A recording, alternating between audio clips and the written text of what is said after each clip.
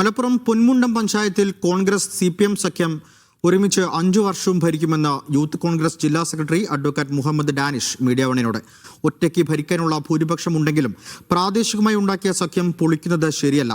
15 വർഷത്തെ ലീഗ് ഭരണത്തെ ജനങ്ങൾ വെറുത്തതുകൊണ്ടാണ് ഈ സഖ്യത്തിന് കോൺഗ്രസ് നിർബന്ധിതരായതെന്നും ഡാനിഷ് പറഞ്ഞു. പൊന്മുണ്ടത്തെ കൂടുതൽ കോൺഗ്രസ് നേതാക്കൾക്കെതിരെ നടപടി വേണമെന്ന് ലീഗ് ആവശ്യപ്പെട്ടിരുന്നു. മലപ്പുറം പൊന്മുണ്ടം പഞ്ചായത്തിൽ ലീഗിന് കനത്ത തിരിച്ചടിയാണ് നേരിട്ടത്. 15 വർഷത്തെ ലീഗ് ഭരണത്തിന് അന്ത്യം കുറിച്ച് കോൺഗ്രസും CPMും സഖ്യമായി മത്സരിച്ച് വലിയ വിജയമാണ് അവിടെ നേടിയത്. 18 സീറ്റിൽ 13 സീറ്റും കോൺഗ്രസ് CPM സഖ്യം നേടി. അതിൽ 10 സീറ്റിൽ കോൺഗ്രസ് ഒറ്റയ്ക്ക് തന്നെ നേടിയിട്ടുണ്ട്. കോൺഗ്രസിന് ഒറ്റയ്ക്ക് ഭരിക്കാനുള്ള ഭൂരിപക്ഷം പൊന്മുണ്ടം പഞ്ചായത്തിലുണ്ട്.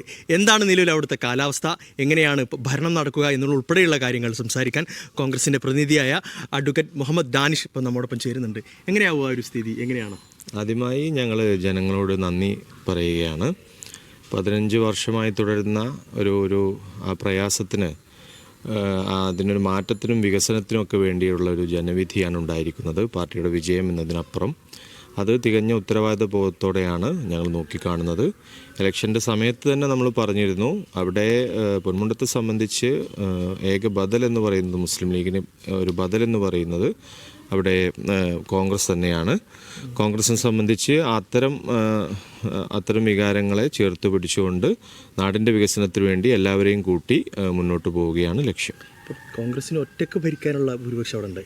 CPMുമായി സഹകരിച്ച് ഇനി ഭരിക്കാനുള്ള സാഹചര്യമുണ്ടോ? അല്ല, നമ്മൾ ഒരു ഔദ്യോഗിക സ്വഭാവത്തിലല്ലാത്ത നാട്ടിലെ എല്ലാവർക്കും വേണ്ട തരത്തിലുള്ള ഭരണമാറ്റത്തിന് വേണ്ട കാര്യങ്ങൾക്ക് ചുക്കാൻ പിടിക്കുകയാണ് അവിടെ ചെയ്തിരുന്നത്.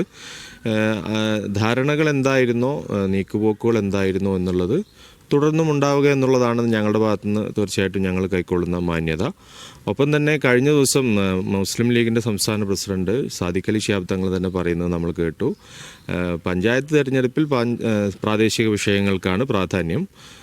അദ്ദേഹത്തിൻ്റെ തന്നെ പാർട്ടി LDFുമായി മലപ്പുറത്ത് ചിലയിടങ്ങളിലെങ്കിലും നീക്കുപോക്കുമായി മുന്നോട്ട് പോകുന്നു എന്നുള്ളത്.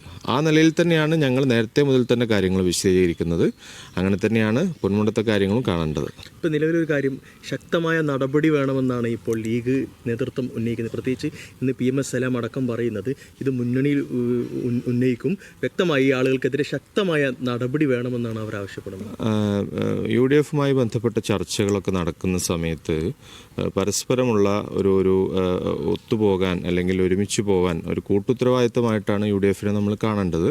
ആ നിലയിൽ നേരത്തെ ചർച്ചകളിലേക്ക് ചെല്ലുമ്പോൾ കോൺഗ്രസിന് ഓഫർ ചെയ്തിരുന്ന സീറ്റും ഇപ്പോൾ ജനങ്ങൾ നൽകിയിട്ടുള്ള സീറ്റും ഒന്ന് പരിശോധിക്കാൻ ഇവരൊക്കെ തയ്യാറാകണമെന്നാണ് ഞങ്ങൾക്ക് പറയാനുള്ളത്.